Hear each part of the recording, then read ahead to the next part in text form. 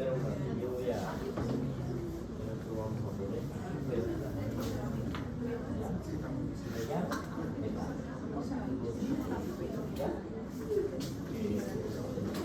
Bien, vamos a entrar al otro módulo de gastro, que es, después los otros temas que avanzaron con el doctor Yair, vamos a repasarlo, pero no en este momento, ¿ya? Vamos a verlo después, algunos puntos específicos que ustedes, donde no le haya quedado claro, porque es simplemente volver a verlo y analizarlo durante todos los temas que vamos a ver.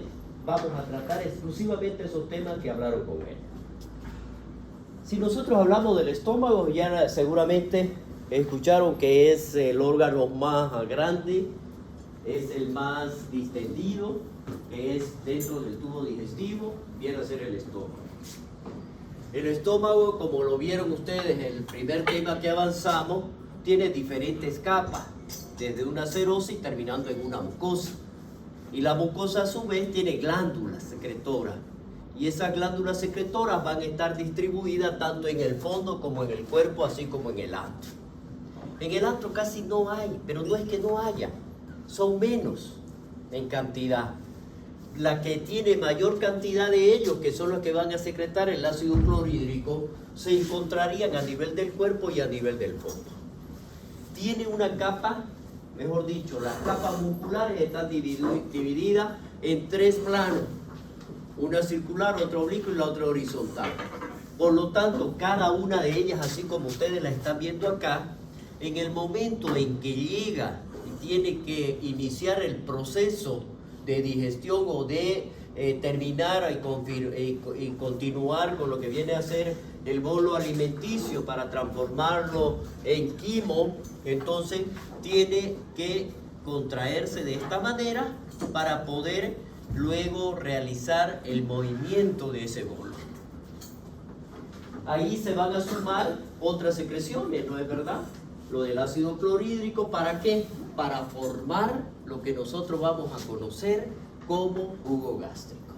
Dentro de esto tiene un tiempo de entrada que está regulado por el cardia, que es el esfínter esofágico inferior específicamente, y tiene un esfínter inferior, lo vamos a llamar así, que es regulado por el píloro.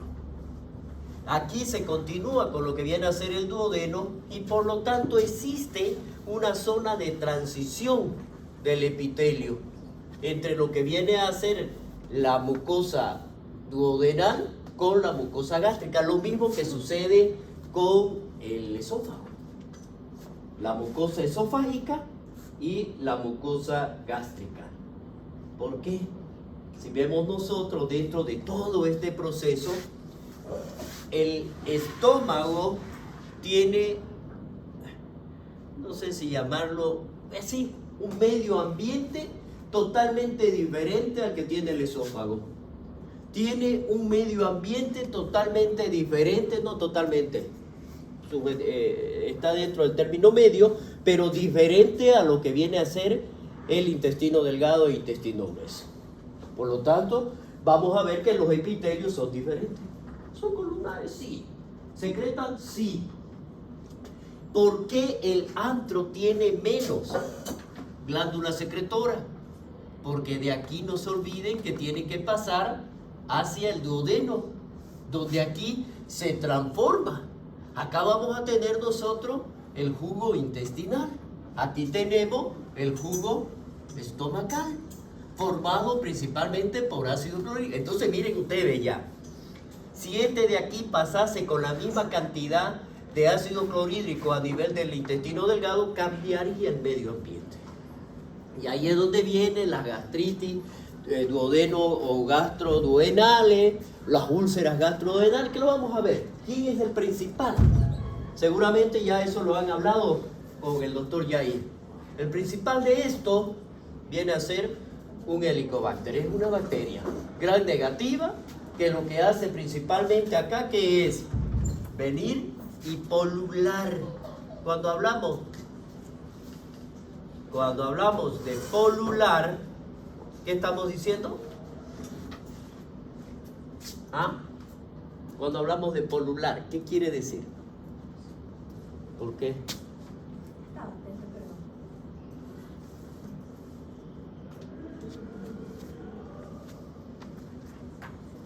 Cuando hablamos de polular, estamos diciendo que vive en ese medio, porque le da las condiciones.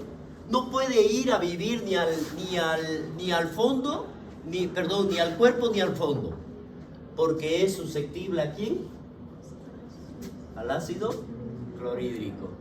Y en este sector no hay. Entonces él tiene sus propias defensas, ¿no es verdad? Y esas propias defensas son que forman una ureasa que lo hace como nube alrededor de él para poder penetrar, porque tiene flagelo. ¿Se acuerdan? Tiene flagelo. Y el flagelo hace que ingresen a esta célula para poder penetrar dentro del mismo. Y ahí dividirse, ahí hacer todo lo que ya provoca cuando causa el daño. Si nosotros, yo le estoy haciendo un resumen de todo lo que han hablado. Si en este proceso de aquí, en este proceso de división, todos nosotros tenemos Helicobacter pylori por si acaso. Todo. Porque esto se adquiere durante toda la vida. Si bien se transmite de heces fecales a boca, o sea, la transmisión es así, pero en niños, cuando somos niños, todo echamos a la boca. Todo. Y bueno, y no falta, pues ya también cuando somos adultos también estamos masticando la uña, porque no falta. Hemos tomado algo nosotros con las manos, no falta. Creo que se come la uña, seguro que tiene. Seguro que tiene. Y no porque necesariamente sea de él o de ella, sino porque uno toma diferentes cosas. Y uno no sabe de dónde son esas procedencias. Entonces, ante esta situación, todos tenemos. Pasemos. Eso es más o menos un resumen. La anatomía, lo que hemos hablado, la capacidad gástrica es de 1.5 a 2 litros.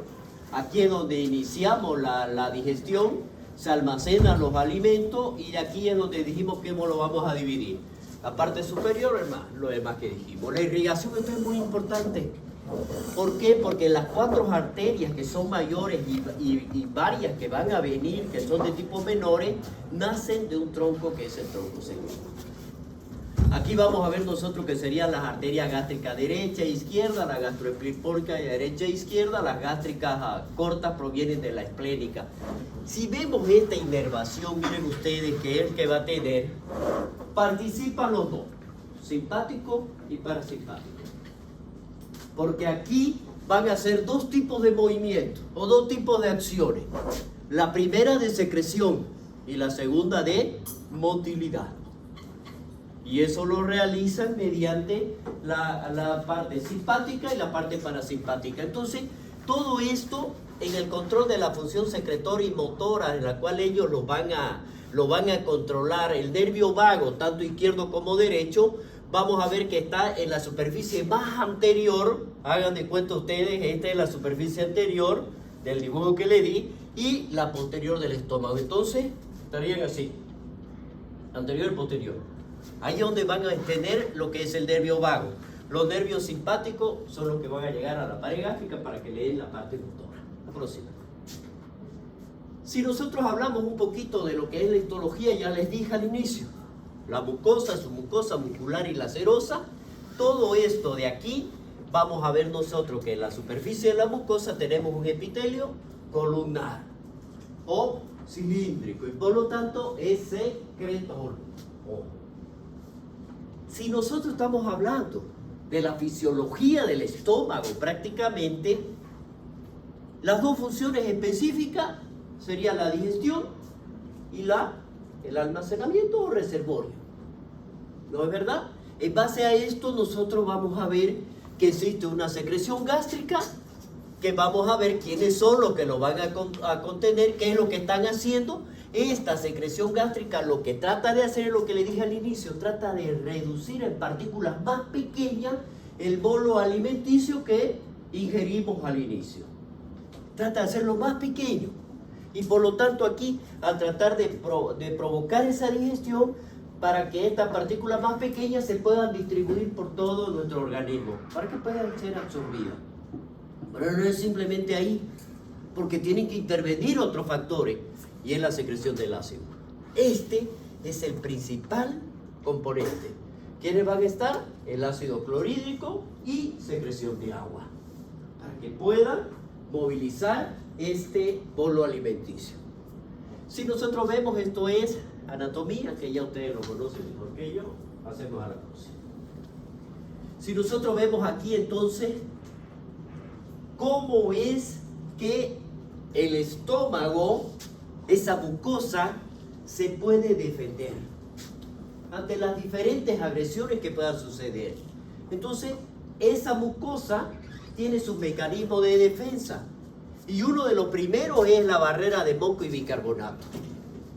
La segunda barrera de la mucosa gástrica, que vendría a ser el epitelio mismo. La tercera es el flujo sanguíneo, la cantidad de sangre que le va a llegar, que es el que, una vez se vence esta, es fácil que se llegue a una lesión mayor. Y ahí vamos a hablar nosotros de la prostaglandina, que son las que nos van a proteger, y aquí vamos a volver un poquito a lo que es farmacología.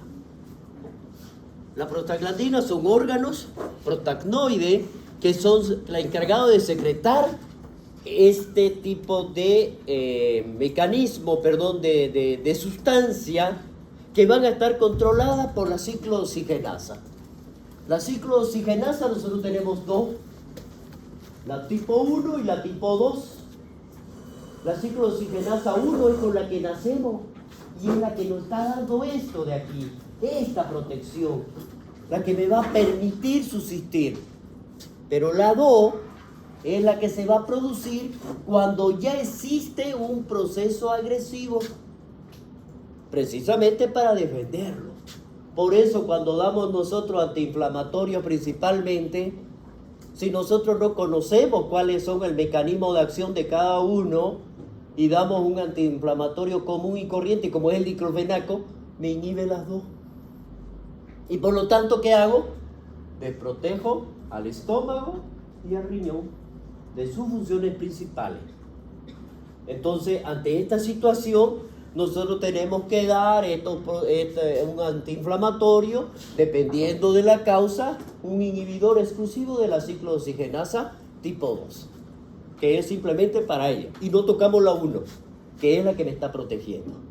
Bien, si nosotros vemos aquí, por ejemplo, la barrera de moco y bicarbonato, son precisamente pues las células epiteliales que se van a encontrar y van a actuar como la primera barrera y evitan esa retrodifusión de hidrogeniones y pexina. Si hablaron y si ustedes de repente le tomaron atención al doctor Yair, dentro de ella la pexina vendría a ser una de las los principales agresores de la mucosa, porque van a actuar junto con otros. ¿Y qué es lo que hacen? Son los que lesionan la mucosa, junto con los hidrogeniones. Miren, si nosotros vemos aquí, dijimos, no es una barrera física principal, sino que es una barrera funcional. Entonces vamos a ver nosotros aquí, por ejemplo, los hidrogeniones pueden pasar a través de esta barrera de moco y bicarbonato, pero dice, de forma lenta, lo que permite que de esta manera sean neutralizados. ¿Por quién? Por el bicarbonato. De esta manera, los AINE, los alfas adrenérgicos y el etanol inhiben la secreción del bicarbonato. Ya me está diciendo quiénes son los que pueden ir a provocarme el daño. Ahora, viene la segunda, que es la barrera de la mucosa gástrica. Aquí nosotros vámonos a histología. Cuando llegaron a histología van a acordarse de la superficie de la mucosa, tanto apical y las uniones intercelulares de este epitelio gástrico. Vamos a ver de que por sí ya es resistente a la retrodifusión de esa hidrogeniones. Entonces aquí nosotros vamos a ver la capacidad con que tiene, que es altísima, de poderse regenerar esta capa. ¿Ya? Se regenera de tal manera dice que cualquier agresión que pueda suceder puede ella regenerarla, puede ella restituirla, puede. Pero ojo, si esa agresión es masiva, ya vienen a provocar la lesión, como es lo que dice aquí, mediante los procesos de restitución rápida de regeneración epitelial. Los salicilatos, y estamos hablando de la aspirina, que es un AINE, los ácidos los biliares y el etanol alteran esta barrera. Estamos hablando ya de quiénes son específicamente lo que me van a provocar. Vamos a la tercera barrera. Esta ya es muy importante porque si nosotros logramos identificar y me vencen las dos primeras, y el flujo sanguíneo ante cualquier problema en el cual haga que disminuya esa irrigación, queda expuesta a cualquier lesión. Miren, aporta la energía necesaria y facilita la eliminación de los hidrogeniones que lograron pasar a través de la mucosa dañada. Entonces la reducción se va a asociar a una gastritis aguda, a una enfermedad grave con alteraciones hemodinámicas. Y ahí vemos nosotros cómo vamos a tratar una de ellas, que es la úlcera de Curry, como la que vamos a hablar posteriormente, que es la que se produce por el estrés. O en aquellos pacientes que han sufrido una quemadura severa. No necesariamente dentro del estómago, en cualquier parte. A eso se le conoce como úlcera de Curry. Y esas son las que se perforan, y esas son las que llegan a sangrar. Entonces, nosotros tenemos que proteger a nuestro paciente. Por eso todo paciente que ingresa a un hospital ya está sometido a un estrés. Para eso nosotros tenemos que dar medicamentos. ¿No es verdad? Y tenemos que protegerlo. ¿Y contra qué lo estamos protegiendo? La liberación del ácido clorhídrico, que en estos casos se va a acelerar, porque está estimulado dos sistemas, simpático y parasimpático. Por lo tanto, hay secreción y hay contracción. Y ahí lo tenemos. Por lo tanto, le vamos a dar los inhibidores de las bombas de protones. Generalmente, en este caso, damos omeprazol, o pantoprazol o esomeprazol, dependiendo. La prostaglandina, sobre todo la 2, protege la mucosa gástrica mediante diferentes mecanismos.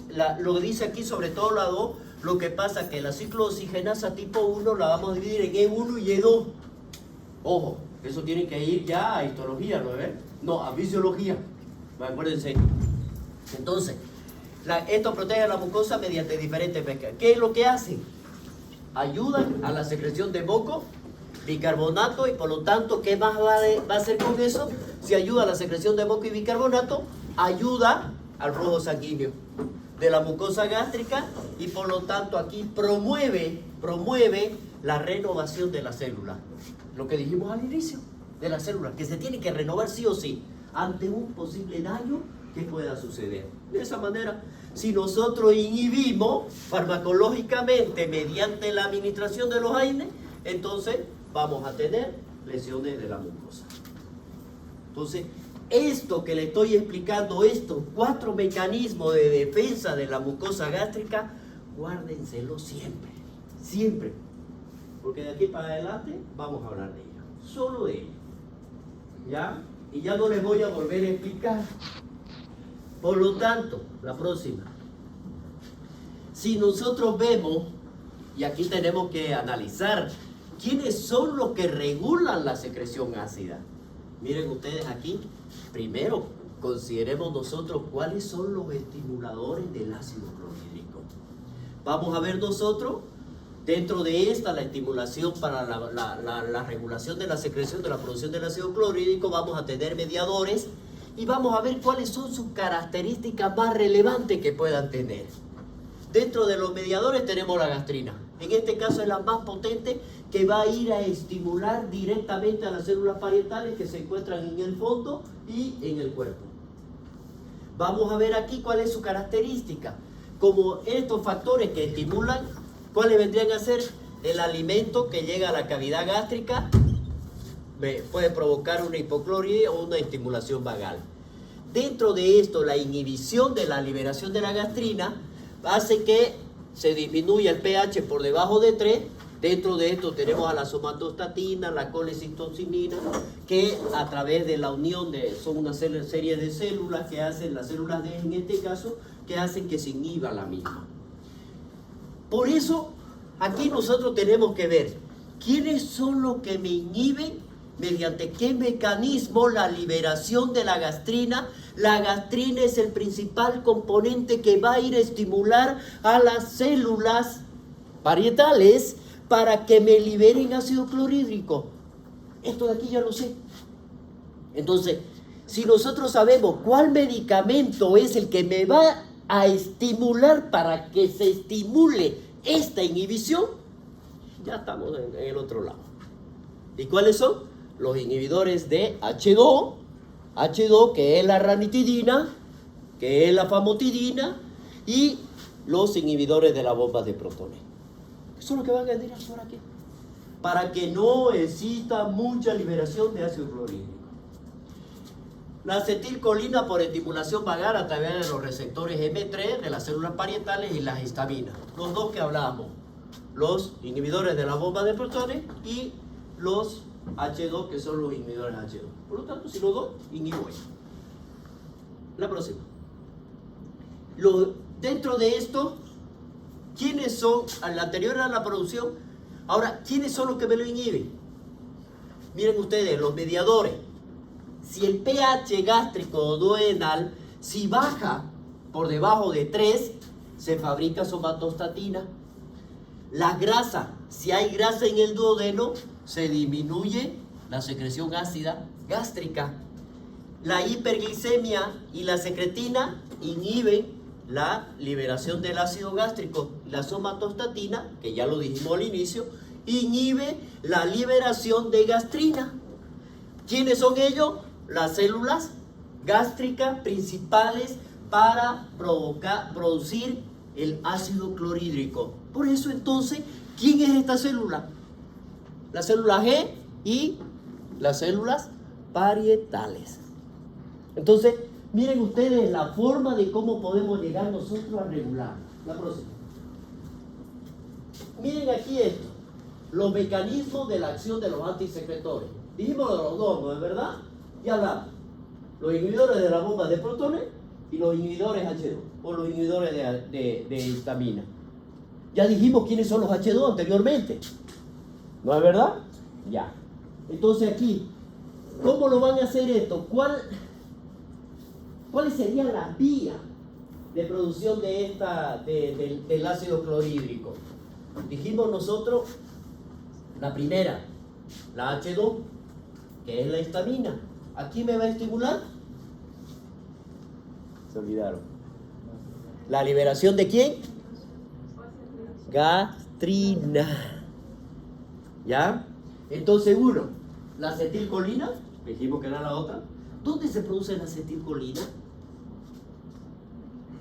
¿En qué sistema? ¿Simpático o parasimpático?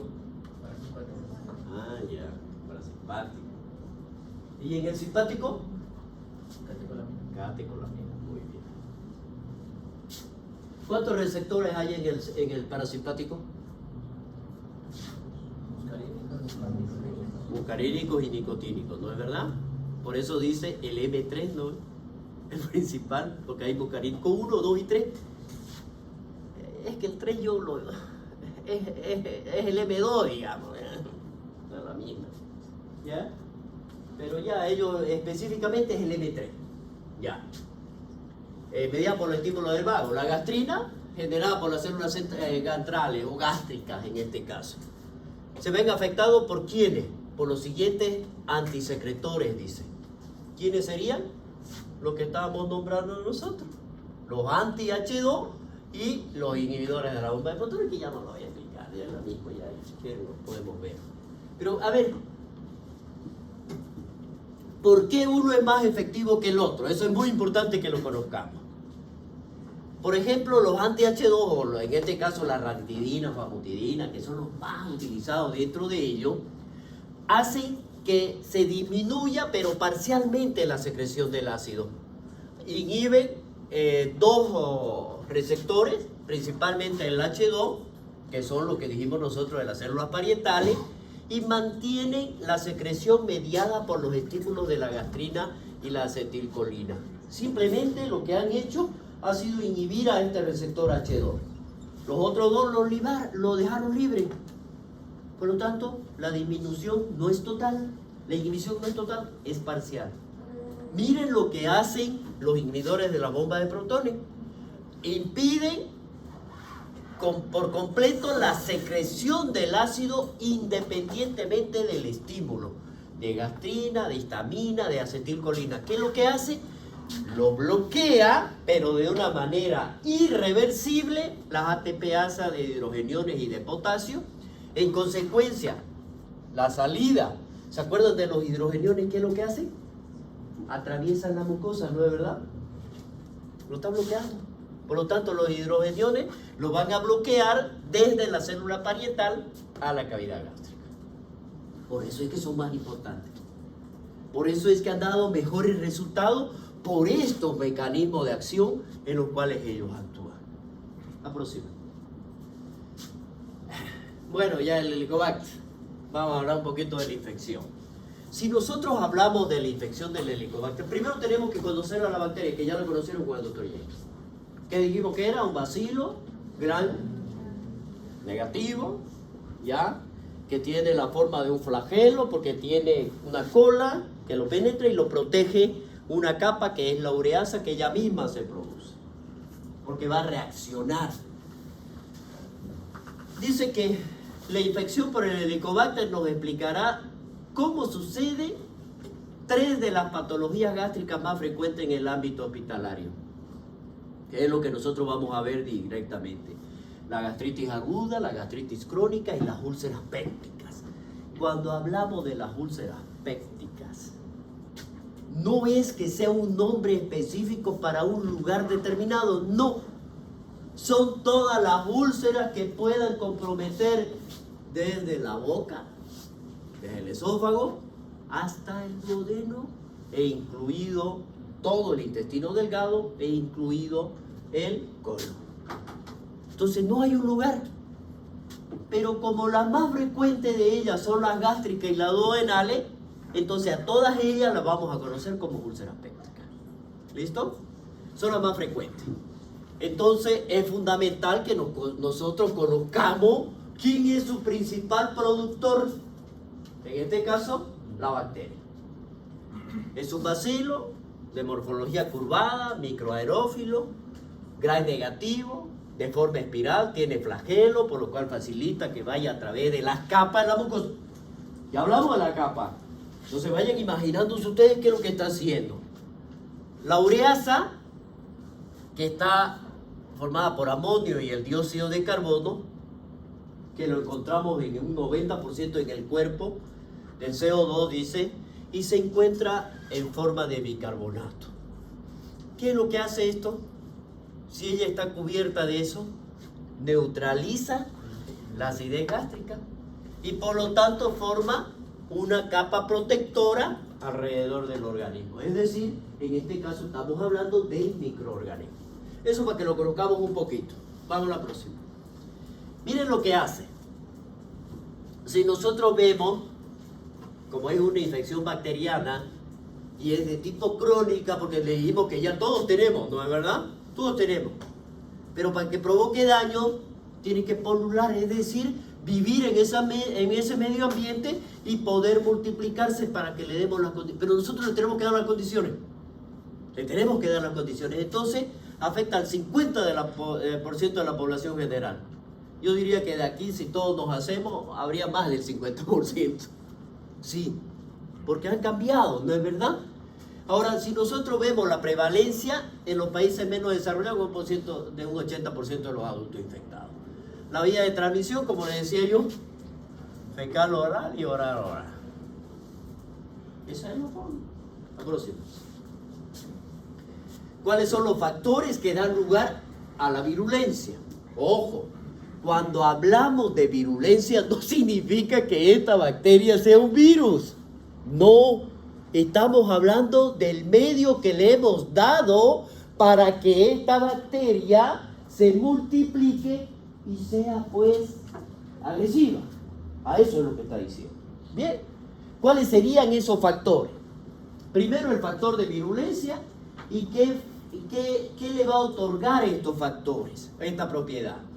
La morfología curvada y la presencia del flagelo, miren ustedes. La gran movilidad que permite que vaya penetrando en el moco del estómago. Eso es lo que le está dando la adhesina. Esa es la capacidad como un receptor que facilita la unión de la bacteria con la célula. Es decir, es como si la bacteria fuera la llave para llegar a esta célula y poder penetrarla. Así directamente. Segure, es un receptor que se llama la adhesina. La ureasa transforma la urea en amonio y CO2, neutralizando la acidez gástrica alrededor de la bacteria.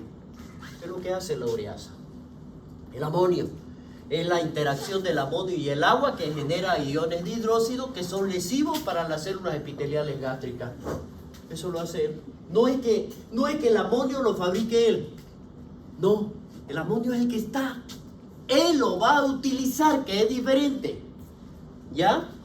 Los factores de virulencia específicos serían, una de ellas, la proteína del gen que está asociada a la citosina, que lo vamos a conocer con el nombre Ka, ¿ya? Y la citosina vacuolizante, que es la BA. Veamos qué es lo que hace.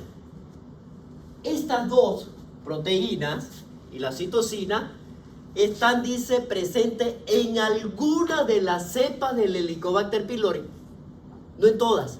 No se olviden que pueden haber diferentes variedades, pero algunas de ellas tienen estas dos, que son las que van a aumentar el poder patógeno y generan mayor respuesta inflamatoria y por lo tanto justifican el riesgo de la enfermedad ulcerosa péptica y adenocarcinoma, como lo vamos a ver nosotros en los posteriores temas, que nos van a llevar a provocar a la larga, si nosotros vemos, y seguramente que vieron algunas imágenes, donde una úlcera mayor a 2 centímetros o a 20 milímetros, hasta que no se pruebe lo contrario, es cáncer.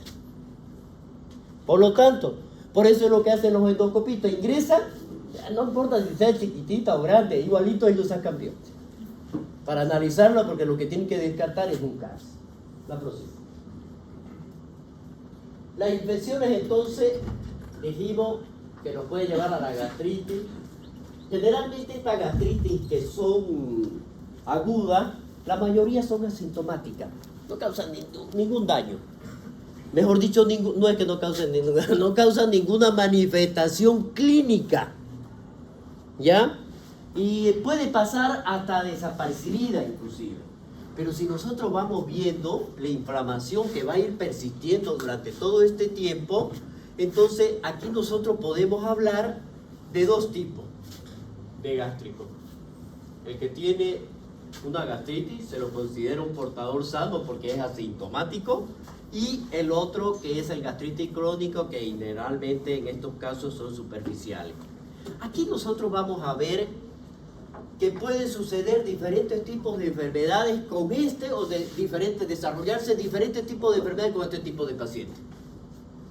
Por ejemplo, si nosotros hablamos de una gastritis aguda que va a ir manifestándose con el tiempo y que después se transforma en una crónica y que ya me puede dar alteraciones de este órgano.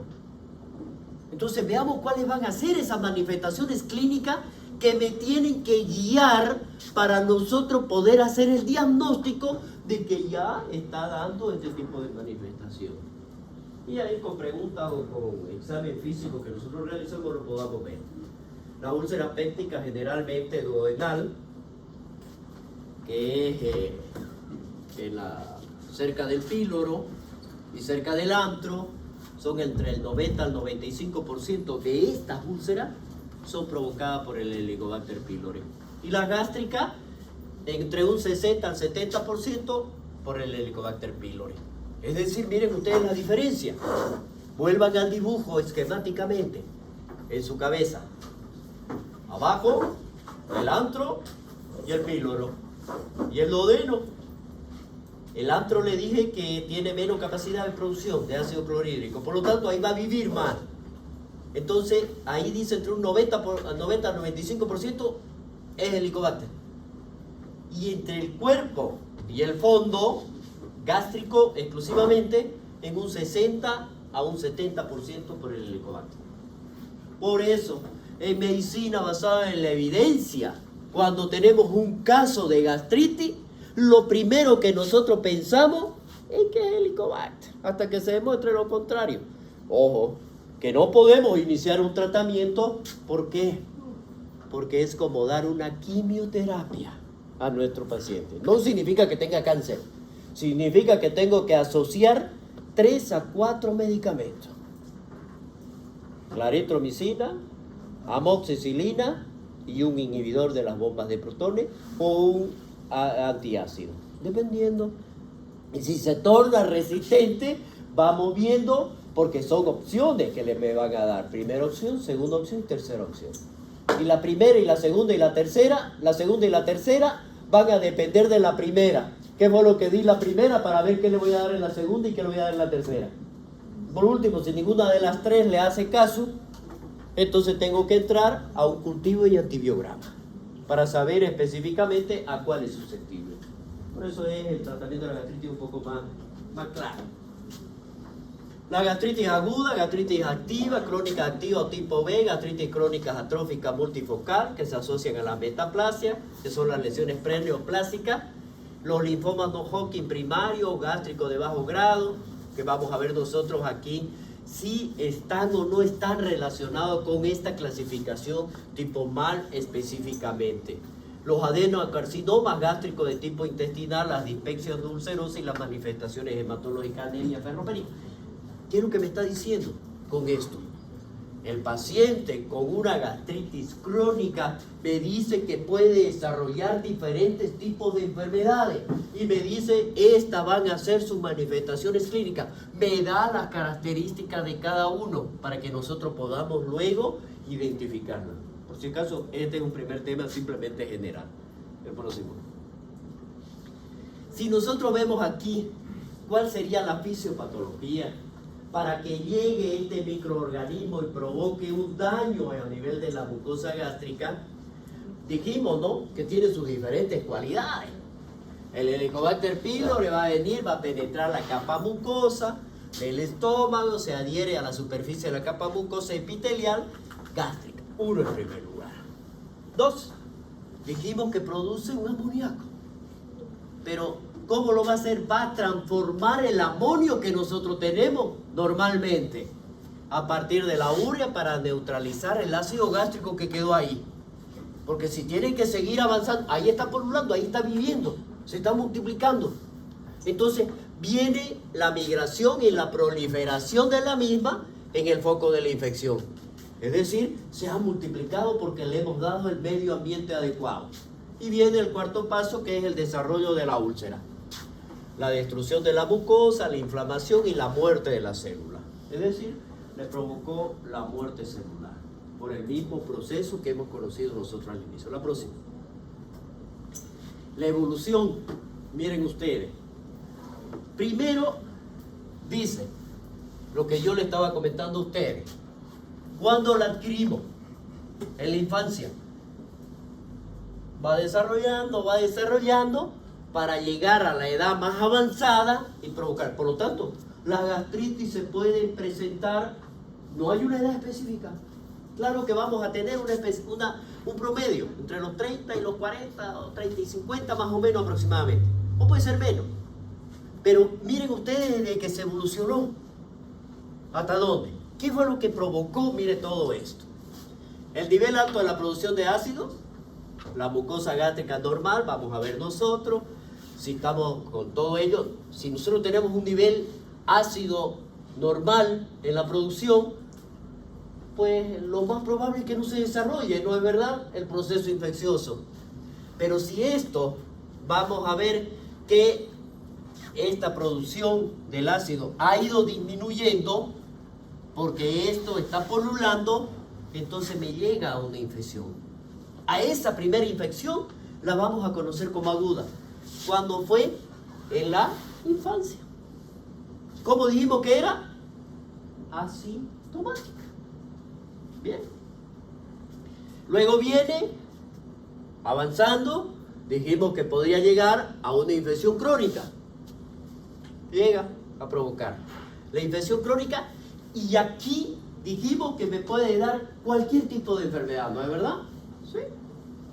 Gastritis predominantemente antral, que es la que me va a dar, y me va a dar una úlcera duodenal. Vamos a ver que esa misma me puede llevar a una infección por el Helicobacter pylori, que es totalmente asintomática. Puede llevarme a una pangastritis. Cuando hablamos de pangastritis, significa que todo el estómago me lo ha comprometido. Pero ojo, no atrófica. Porque cuando nosotros hablemos de gastritis atrófica, significa que me ha destruido las glándulas secretoras. Aquí no, es una pangastritis no atrófica. Eso me puede llevar a linfoma y al mismo tiempo me puede llevar a una infección asintomática, y vamos a ver qué es lo que me puede provocar aún más la gastritis atrófica, que predominan en el cuerpo gástrico. No olvidemos, no se puede hablar de una gastritis atrófica en el antro, ¿no es verdad? Si no hay glándula secretora. Entonces aquí nosotros vamos a ver, me va a llevar a una infección por el Helicobacter asintomático o a una úlcera gástrica principal. Este mismo proceso me va a llevar a la metaplasia intestinal. ¿Qué es la metaplasia? Es la migración de células procedentes de más abajo. ¿Y cuáles son esas células procedentes de más abajo? Intestinales. Me va a llevar a una metaplasia intestinal. Esa metaplasia intestinal va a desarrollarse en el estómago y me da una displasia, y por lo tanto me va a provocar ya una alteración, y esa alteración nosotros la vamos a conocer como cáncer gástrico. ¿Cuándo ocurrió todo eso? En la infancia. ¿Cuándo se desarrolló? En la edad avanzada. Entonces vamos a ver nosotros que tenemos todo ese tiempo con alguna manifestación que tenga nuestro paciente para que podamos nosotros identificarlo en cualquiera de ellos. Puede ser un hallazgo casual inclusive, porque por ahí le pedimos un examen de heces fecales a nuestro paciente con un coproparasitológico o un coprocultivo, y en el coprocultivo va a decir el Helicobacter pylori, o en el coproparasitológico, pues también nosotros vamos a pedir un bacteriológico, va a decir el Helicobacter pylori. Puede ser casual.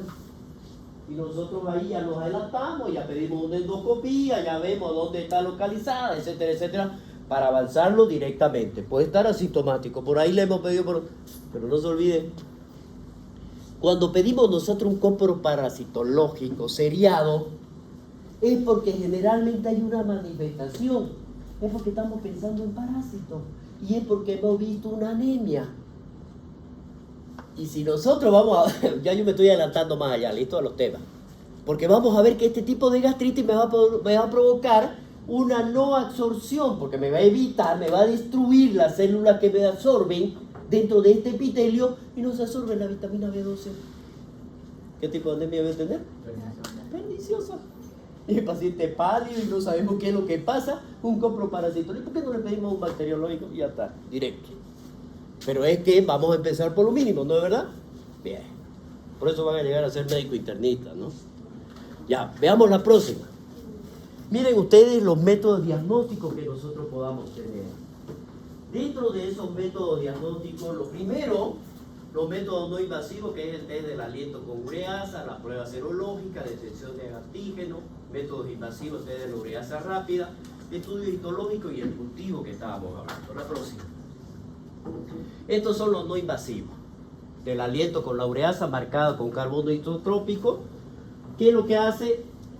Detecta lo que nosotros hemos estudiado hasta ahora, que es la ureasa. Eso es lo que va a hacer con carbono. La ureasa del Helicobacter, utilizamos moléculas de carbono marcadas con carbono 13 o el carbono 14. Lo tengo que hacer mediante estudios específicos. Son isotrópicos. Tiene sensibilidad y especificidad de un 88 o un 95%. La prueba del aliento. Ese es el mecanismo por el cual llega. La próxima. Prueba serológica. Aquí vamos a detectar el IgG y el IgA.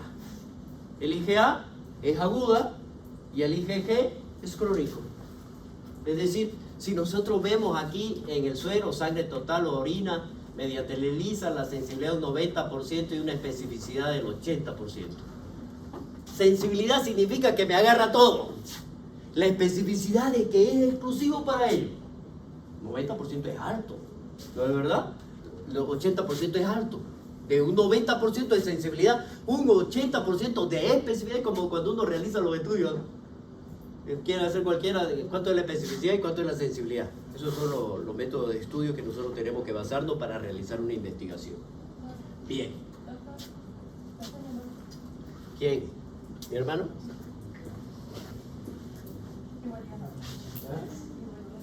Sí, ya, hola, hermanito. ¿Ya? Hola. Aquí estoy en la universidad donde estamos. Amigas y rivales. Dime. A la Gabriel, ¿qué estás haciendo la Gabriel? Amigas y rivales. Ah, ya, entonces está llegando aquí al Vallecito. Ah, ya. Venite aquí a la Católica y ahorita salgo. Dame 5 minutos y salgo. Ya, entonces ya para que terminemos aquello, tenemos 5 minutos.